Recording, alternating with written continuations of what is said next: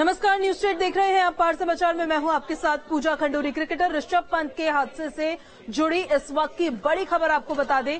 नींद की झपकी आने से यह हादसा हुआ। ऋषभ पंत ने खुद ये जानकारी पुलिस को दी है। हरियाणा रोडवेज के ड्राइवर और कंडक्टर को सम्मानित किया जाएगा जिन्होंने ऋषभ पंत की सहायता की थी, उनकी मदद की थी। उत्तराखंड पुलिस उन दोनों को सम्मानित करेगी। दुर्घटना में यात्रियों की जान बचाने पर इनको यह अवार्ड दिया जाएगा। ऋषभ पंत आज दिल्ली से रुड़की जा रहे थे और उस दौरान उनकी गाड़ी हादसे का शिकार हो गई और कई बार उनकी गाड़ी पलटी, डिसबैलेंस होकर, जिसके बाद वो गाड़ी आग का गोला बन गई। लेकिन किसी तरह शीशा तोड़कर ऋषभ पंत बाहर निकले, उन्होंने अपनी जान बचाई। क्रिकेटर ऋषभ पंत के हादसे से जुड़ी ही बड़ी जानकारी आपको बता रहे हैं। उन्होंने खुद पुलिस को ये जानकारी दी है कि नींद की झपकी उनको आ गई थी, जिस वजह से यह हादसा हो गया। ऋषभ पंत ने पुलिस को ये जानकारी दी है और हरियाणा रोडवेज के ड्राइवर और कंडक्टर जिन्होंने ऋषभ पंत की सहायता की थी, उनकी मदद की थी, उनको हॉस्पिटल पहुंचाने में उनको सम्मानित करेगी। उत्तराखंड पुलिस उनको सम्मानित करेगी। इस वक्त की बड़ी जानकारी हम आपको बता रहे हैं। दुर्घटना में यात्रियों की जान बचाने को लेकर जो अवार्ड दिया जाता है वो इन दोनों को अवार्ड दिया जाएगा। ये तस्वीरें भी हम आपको दिखा रहे हैं। कुछ अवशेष उस मर्सिडीज गाड़ी के देखिए इन तस्वीरों में आपको नजर आ रहे होंगे। बाकी पूरी की पूरी गाड़ी आग की चपेट में आने की वजह से खाक हो गई थी। क्रिकेटर ऋषभ पंत का इलाज अभी भी देहरादून में मैक्स अस्पताल में जारी है। उनकी हालत जो है वो भी स्थिर बताई जा रही है। हालांकि मांग करी जा रही है उनके घर वालों की तरफ से, परिजनों की तरफ से एयर एम्बुलेंस की, कि उनको दिल्ली और मुंबई के किसी अस्पताल में शिफ्ट किया जा सकता है। लेकिन फिलहाल उनका इलाज अभी देहरादून में मैक्स हॉस्पिटल में किया जा रहा है। ये सीसीटीवी फुटेज हम आपको जो दिखा रहे हैं उस दौरान की तस्वीरें देखिए। जब यह हादसा हुआ था, तेज रफ्तार उनकी गाड़ी डिसबैलेंस हो गई थी और डिसबैलेंस होने के बाद कई बार पलटी और उसके बाद आग की चपेट पे पूरी तरह से ये गाड़ी आ गई। क्रिकेट स्टार ऋषभ पंत आज सुबह उनका एक्सीडेंट हुआ। दुखद घटना थी, लेकिन उत्तराखंड पुलिस की तत्परता के चलते उनको फौरन अस्पताल पहुंचाया गया। बेहतर ट्रीटमेंट उनको मिल पाया। मेरे साथ डीजीपी सर हैं। सर, आज सुबह सूचना आती है 112 में कि कोई व्यक्ति घायल है। बाद में पता चलता है कि ऋषभ पंत है, लेकिन पुलिस का रिस्पांस टाइम बहुत बेहतर था। इसका ऋषभ पंत के परिवार ने भी तारीफ की है। और आज इतने बड़ी दुर्घटना के बाद अगर वो सही सलामत है तो इसके पीछे पुलिस का क्या रिस्पांस टाइम भी बताया जा रहा है बेहतर रहा? देखिए, जो भी घटनाक्रम हुआ है बहुत दुखद है और हमारी ओर से तो जो पहली सूचना आई, जो बाद में पता चला है हरियाणा रोडवेज की बस थी जो दूसरी साइड से जा रही थी, तो उसने नोट किया कि एक्सीडेंट हुआ है, कार टकराई, कार जल रही है। उसने वीडियो भी बनाया जली कार का, इनको बचाया, बाहर भी निकाला और जो है 112 को डायल भी किया। 112 डायल करते ही 10 मिनट के अंदर अंदर गाड़ी पहुंच गई और इमीडिएट हॉस्पिटलाइज कराया गया। और फिर जब रुड़की में देखा कि थोड़ा और हायर बेटर सेंटर की जरूरत है तो मैक्स देहरादून में करवाया गया। हमारा तो यही कहना है कि वो लकी थे। उनका जो वर्जन ये था, 5:30 बजे सुबह की घटना है, मेरे ख्याल से इसका मतलब दिल्ली से 2-2:30 बजे चले होंगे, 3 बजे चले होंगे, तो झपकी आ गई उनको। झपकी आ गई इसलिए कार डिवाइडर से टकराई और तभी उसमें आग लगी है। तो वो लकी थे कि इतने बड़े एक्सीडेंट के बावजूद जो है गंभीर चोट नहीं है, मतलब जो फैटल हो सकती हो ऐसी चोट नहीं है और बाकी उनका इलाज चल ही रहा है। और जो जिन्होंने जो है, हम उसको और गहराई से दिखवा रहे हैं, जिन्होंने हमें प्रथम सूचना दी है और जो हेल्प की है, उनको हम गुड स्मारिटन अवार्ड से भी वो करेंगे, सम्मानित करेंगे। इस तरह की सूचना देने पे पुराने दिन खत्म हो गए कि आप ही एफआईआर लिखाओ और आप ही कोर्ट में जाओ, ऐसा कुछ नहीं। आपकी सूचना की वैल्यू है, बाकी सारा काम पुलिस करेगी। आपकी सूचना से पुलिस तो तत्परता से पहुंच जाएगी वहां जी। सोनी कुमार के साथ सुरेंद्र डसीला, न्यूज स्टेट, देहरादून। और इसी खबर पर ज्यादा जानकारी के साथ संवाददाता सुरेंद्र डसीला हमारे साथ सीधे लाइव कनेक्ट हो गए। सुरेंद्र, अभी ऋषभ पंत की क्या हालत है और क्या उनको दिल्ली या मुंबई एयर एम्बुलेंस के जरिए शिफ्ट किया जा सकता है? क्या अपडेट है अभी फिलहाल आपके पास? देखिए, बिल्कुल मैक्स हॉस्पिटल में ऋषभ पंत का इलाज चल रहा है। उनकी हालत स्थिर है, किसी तरह की कोई चिंता की बात नहीं है। उनके तमाम टेस्ट किए भी जा चुके हैं, कुछ टेस्ट बाकी हैं, वो आज रात तक पूरे हो जाएंगे। और जहां तक आपने एयर एम्बुलेंस की बात की, बिल्कुल उनके परिजनों ने ये मांग की थी एम्स, माफ कीजिएगा, मैक्स प्रबंधन से कि एयर एम्बुलेंस के जरिए उनको किसी बड़े संस्थान में वो ले जाना चाहते हैं, दिल्ली या मुंबई में। और आज ये व्यवस्था नहीं हो पाई तो संभवतः कल उनको यहां से शिफ्ट करा लिया जाएगा, जो सूचना निकल के आ रही है। डॉक्टर गौरव गुप्ता हैं, ऑर्थोपेडिक्स HOD हैं मैक्स के, और डॉक्टर राकेश तलवार, ये कॉस्मेटिक सर्जन है, यानी प्लास्टिक सर्जन है। ये 2 लोग उनका ट्रीटमेंट कर रहे हैं। उनके दाहिने पांव के घुटने में के हिस्से में लिगामेंट फ्रैक्चर बताया जा रहा है, और इसके अलावा कुछ स्क्रैचेस उनकी पीठ पर हैं, कुछ चोटें हैं, सर पर 2 जगह चोटें हैं, जिनमें एक जगह पे स्ट्रेचेस की भी बात सामने आई है। तो ये सारा ट्रीटमेंट उनका चल रहा है, लेकिन वो बेहतर है। परिवार से, डॉक्टर से बात कर रहे हैं। एहतियातन उनको अभी ICU में रखा गया है, और डॉक्टर्स ने सुबह एक मेडिकल बुलेटिन दिया था, लेकिन उसके बाद डॉक्टर्स ने कहा BCCI इसमें पूरी तरीके से इन्वॉल्व है, और BCCI का कहना है कि अब जो भी अपडेट होगा वो BCCI अपडेट देगा।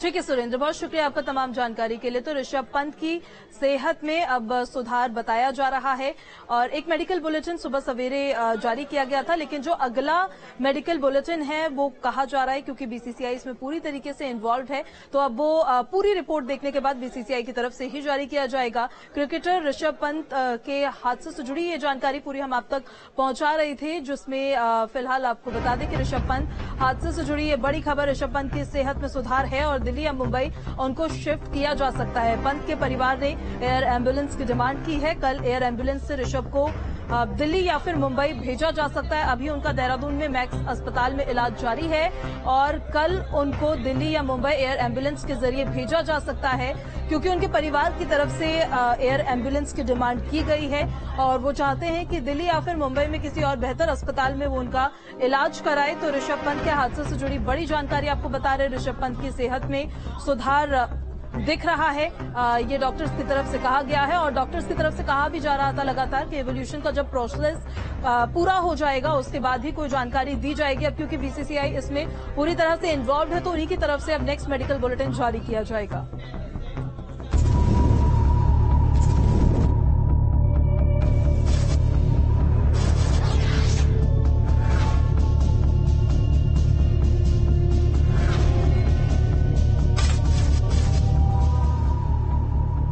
डिवाइडर से टक्कर के बाद धू धू कर जली कार।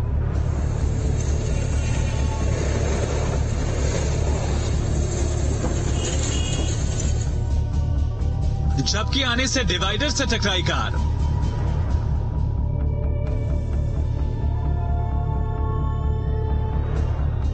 हादसे के बाद आग का गोला बनी कार।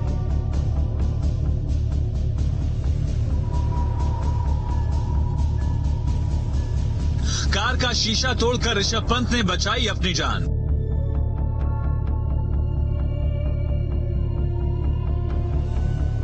सड़क हादसे की तस्वीरें हैं रुड़की के मोहम्मदपुर इलाके की, जब दिल्ली से रुड़की अपनी मां से मिलने जाते वक्त क्रिकेटर ऋषभ पंत की कार हादसे का शिकार हो गई और डिवाइडर से जा टकराई।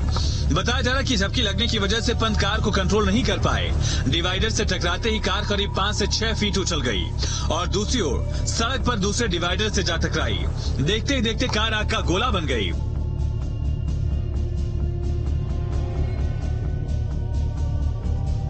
सीसीटीवी तस्वीरों से आप खुद अंदाजा लगा सकते हैं कि हादसा कितना भयंकर था।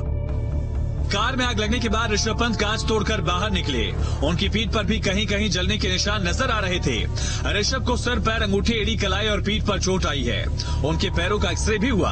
राहत भरी बात यह है कि ऋषभ को कोई गंभीर चोट नहीं आई। 5 बजे जैसे ही मैं टहलने के लिए, मेरी मार्केट है वहीं पे 50 मीटर पे, बाहर निकला तो आवाज आई, गाड़ी घूमती हुई आ रही थी आउटसाइड पे, तो दिखाई दी कोई एक्सीडेंट है। इतने ही जैसे हम लोग वहां तक पहुंच नहीं पाए, गाड़ी तक आग लग चुकी थी गाड़ी में। अब वहां 2 बाइक वाले लड़के खड़े थे और आगे 2-3, उनको निकाला गाड़ी से निकाल के दूसरी साइड ले जाके उनको अलग से गाड़ी से दूर बैठा दिया। और फिर संपर्क बनाने की कोशिश की पुलिस से हम लोगों ने, लेकिन नहीं संपर्क बन पाया। फिर मैं पुलिस चौकी गया, पुलिस चौकी जाकर संपर्क बना पुलिस वालों से। वो खेड़ा साइड गए हुए थे, आ गए वो। तब तक हम लोग हॉस्पिटल में गए, हॉस्पिटल से एम्बुलेंस लेके, और हमने उनको एम्बुलेंस में बैठा कर रुड़की के लिए रेफर कर दिया। देखिए, प्रातः 5:22 जो टाइम का पता चला था, दिल्ली रुड़की हाईवे पर जो है ऋषभ पंत जी दिल्ली से आ रहे थे अपने घर की ओर, तो वहां डिवाइडर से गाड़ी लड़ने के कारण जो पलटी थी, इसके बाद उसमें आग लग गई थी। वहीं पर हरियाणा रोडवेज की एक बस भी जा रही थी, उनके ड्राइवर थे सुशील कुमार, इनके द्वारा तत्काल कंडक्टर के साथ उसमें मदद की गई और 112 को फोन किया गया। चूंकि नारसन चेक पोस्ट पर हमारी पुलिस वहां रहती, वहां 10 मिनट के अंदर ही पुलिस पहुंचने के बाद उनको एम्बुलेंस के माध्यम से जो है नियर बाई हॉस्पिटल में लाया गया। उधर ऋषभ के कार हादसे की खबर सामने आते ही क्रिकेटर से लेकर उनके फैंस पड़ोसी सभी चिंतित हो गए। ऋषभ की सलामती के लिए दुआओं का दौर शुरू हो गया। गाड़ी का दुर्घटनाग्रस्त होना हमारे लिए बहुत ही दुखद है। गाड़ी की हालत को देख के लगता नहीं है कि उस मतलब कोई उसके अंदर बच पाएगा। भगवान की बड़ी असीम कृपा रही कि हम ऋषभ पंत जो है उसमें से सुरक्षित थोड़ा बहुत चोटिल होके निकल गए हैं। भगवान ने बहुत मतलब जो है उनके हम प्रार्थना करते हैं कि वो जल्दी से जल्द स्वस्थ हो जाएं। और क्षेत्र में बहुत ही सभी लोगों को दुख हुआ है इस बात का। हम उनके घर पर आए हुए हैं। सीएम धामी ने भी फोन कर ऋषभ की मां से बात की और ऋषभ के बेहतर इलाज का भरोसा दिया। लोगों से बात कर ली है ना, अच्छा इलाज करेंगे, अच्छी चिकित्सा होगा। तो आप चिंता मत करिएगा, मेरी शुभकामनाएं है ना, जल्दी ठीक हो जाएगा, घबराइएगा नहीं। हाँ ठीक है माता, ठीक। ऋषभ पंत का अभी रुड़की के पास एक एक्सीडेंट हुआ है और उनको चोट आई है, जिस सब सेंटर को रिफर किया गया है और हम पूरी उनकी निगरानी कर रहे हैं। सभी से मैं स्वयं जानकारी ले रहा हूं और मैं भगवान से प्रार्थना करता हूं कि वो जल्दी स्वस्थ हो जाए। कुदरत का एक करिश्मा ही था कि इतने बड़े हादसे के बाद भी ऋषभ पंत की जान बच गई। फिलहाल ऋषभ पंत की हालत पर डॉक्टर, शासन प्रशासन और बीसीसीआई सभी की नजर बनी हुई है। देहरादून से सुरेंद्र रसीला के साथ टीम न्यूज स्टेट। और ऋषभ पंत ने खुद पुलिस को बताया है कि उनको झपकी आ गई थी, इस वजह से यह हादसा हो गया। लेकिन ये वजह कितनी खतरनाक हो सकती है वो अब हम आपको ग्राफिक्स के जरिए समझाने जा रहे हैं, जिसको बोलते हैं हिप्नोसिस। सड़क हादसे की एक बड़ी वजह होती है हिप्नोसिस। हिप्नोसिस एक तरह की झपकी होती है जिसमें आपको बताएं कि नींद आने से पहले की इस अवस्था को हिप्नोसिस कहा जाता है। गाड़ी चलाने वाले शख्स की आंखें खुली तो होती है लेकिन दिमाग उसका पूरी तरह से एक्टिव नहीं होता है। तो इसी के साथ साथ इमरजेंसी के वक्त दिमाग फौरन एक्शन नहीं ले पाता है। जब तक दिमाग एक्टिव हो तब तक देर हो चुकी होती है। नींद अगर पूरी ना हो तो इसकी वजह से थकान होती है और इस वजह से हिप्नोसिस की दिक्कत होती है। और सड़क हादसों को लेकर एक बड़ी वजह यह हिप्नोसिस बताई जाती है। अगर नींद पूरी नहीं हुई है तो लोगों को यह सजेस्ट किया जाता है कि वो इतना लंबा ड्राइव ना करें। खबरों में आगे बढ़ते हैं। सीएम धामी आज दिल्ली दौरे पर रहेंगे। आज रात दिल्ली पहुंचेंगे सीएम धामी। रात करीब 9 बजे दिल्ली पहुंचेंगे सीएम पुष्कर सिंह धामी। आज कोलकाता में उनकी मौजूदगी थी। नमामि गंगे के तहत जो तमाम कार्य हुए हैं उसको लेकर समीक्षा भी हुई और भविष्य की रणनीति भी बनी। और अब दिल्ली में सीएम धामी की आज मौजूदगी होगी। दिल्ली दौरे पर सीएम पुष्कर सिंह धामी रहने वाले हैं। आज रात ही दिल्ली पहुंचेंगे सीएम पुष्कर सिंह धामी। रात करीबन 9 बजे का वक्त बताया जा रहा है जब सीएम धामी दिल्ली में मौजूद होंगे।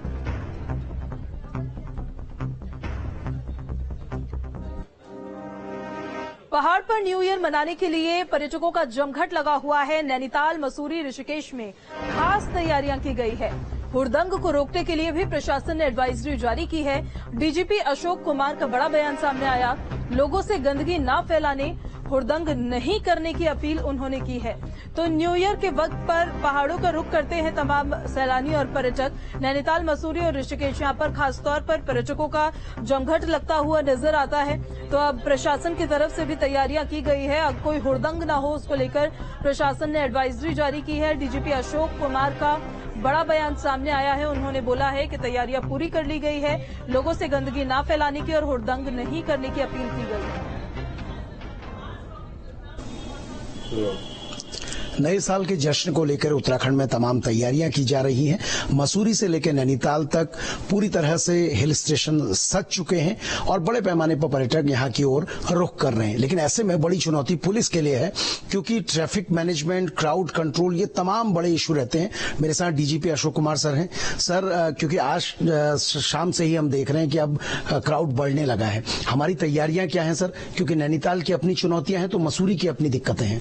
देखिए, हमने 3 दिन का विशेष प्लान बनाया है, 30, 31 और 1। हमें पता था कि भाई आज फ्राइडे है, लोग बाग निकल लेंगे, कल सैटरडे है, परसों संडे है, कल न्यू ईयर की भी वो है, ईव है। तो हमने मसूरी, नैनीताल के साथ साथ इस बार ऋषिकेश, हल्द्वानी, रामनगर, इन सबको भी कवर किया है। ऋषिकेश का मतलब बृहत्तर ऋषिकेश, क्योंकि जो आधा लोड उसका लक्ष्मण झूला में भी जाता है, आधा तपोवन में भी जाता है, मुनि की रेती में जाता है। तो हमारे पूरा प्रयास रहेगा कि जो पर्यटक उत्तराखंड आ रहे हैं वो पूरी तरह से अपना खुशी पूर्वक अपना नया साल मनाएं, उनको किसी तरह की असुविधा न हो, ट्रैफिक जाम न झेलने पड़े। तो ये इसके लिए हमने एक बड़ी मीटिंग की और अपनी पूरी ताकत झोंकी है, पूरी फोर्स भी एक्स्ट्रा लगाई है। तो यही हमारा वो है। साथ ही साथ हमने ये अनुरोध भी किया है कि सभी से कि वो हमारा सहयोग करें। हम पब्लिक और टूरिस्ट पर्यटक जो आ रहे हैं इस प्रदेश में, पुलिस का सहयोग करें। और एक हमारी एडवाइजरी जो हम नॉर्मली सोशल मीडिया के माध्यम से या उत्तराखंड पुलिस ऐप के माध्यम से जारी कर रहे हैं, उसको भी जरूर फॉलो करें। दिया हुआ है, जितने तीर्थ स्थल हैं वहाँ तीर्थों की मर्यादा बनी रहे, हरिद्वार हो, ऋषिकेश हो, और जितने टूरिस्ट प्लेसेज है वहाँ भी जो है हम हंगामा न करें, हम इंजॉय करें, दूसरों को भी इंजॉय करने दें। और उस स्थल की गंदगी ना करें, वहाँ हुड़दंग ना करें, वहाँ हंगामा ना करें, लड़ाई झगड़ा ना करें। तो ये हमारा पूरा प्रयास है, और जो ऐसा फिर करता है तो उसको फिर कठोर सजा भी देंगे। बड़ी जल्दी सोनी कुमार के साथ सुरेंद्र सिला, न्यूज स्टेट, देहरादून। नए साल पर सैलानियों के स्वागत के लिए पहाड़ तैयार है और जश्न मनाने के लिए बड़ी तादाद में पर्यटक नैनीताल, मसूरी और ऋषिकेश पहुंच रहे हैं। भले ही नया साल 2 दिन बाद शुरू होगा, लेकिन पहाड़ पर नए साल का जश्न शुरू हो चुका है। तस्वीरें हैं मसूरी, नैनीताल और ऋषिकेश की, जहां न्यू ईयर का जश्न मनाने के लिए सैलानियों का पहुंचना जारी है। सभी पर्यटन स्थलों में खास सजावट की गई है। सभी लोग अपने अंदाज में न्यू ईयर का जश्न मनाने को तैयार हैं। मसूरी से लेकर नैनीताल, ऋषिकेश, सभी सैलानियों के स्वागत के लिए तैयार। पहाड़ों की रानी मसूरी में न्यू ईयर सेलिब्रेशन की विशेष तैयारी की गई है। शहर में सैलानियों की भीड़ उमड़ पड़ी है। वहीं बात करें नैनीताल की, तो यहाँ मॉल रोड पर रंगी बिरंगी लाइटों से खास सजावट की गई है। जबकि ऋषिकेश में नए साल में प्रकृति का आनंद लेने के लिए बड़ी तादाद में पर्यटक पहुँच गए हैं। पहाड़ पर न्यू ईयर जश्न को लेकर जहां पर्यटक उत्साहित हैं, वहीं सैलानियों की भीड़ से पर्यटन कारोबारी काफी खुश नजर आ रहे हैं। Happy new year to Modi ji. इधर आके बहुत अच्छा लग रहा है मुझे पता ही नहीं था कि मेरे पापा, मेरे पेरेंट्स मुझे इधर सब ले आएंगे। इधर बहुत ठंडे है और मुझे बहुत अच्छा लग रहा है इधर, और मुझे बड़ा सा एक सरप्राइज मिला। हम लोग नैनीताल न्यू ईयर बेसिकली हम लोग सेलिब्रेट करने आए हैं। सो अभी हमने जैसे कि नैना देवी टेम्पल अभी हम घूमे, एंड यस अभी हम यहाँ पे झील में घूमे, तो काफी हमने एंजॉय किया। 20 मिनट्स की ride, that means like awesome view. 31 का होटल में हमारे डीजे नाइट है और डेस्क वगैरह सब है वहाँ पे, तो 31 पूरा डीजे में अपना होटल में एंजॉय करेंगे हम। कोविड का देखो आया तो है न्यूज में, और असर भी दिख रहा है थोड़ा बहुत।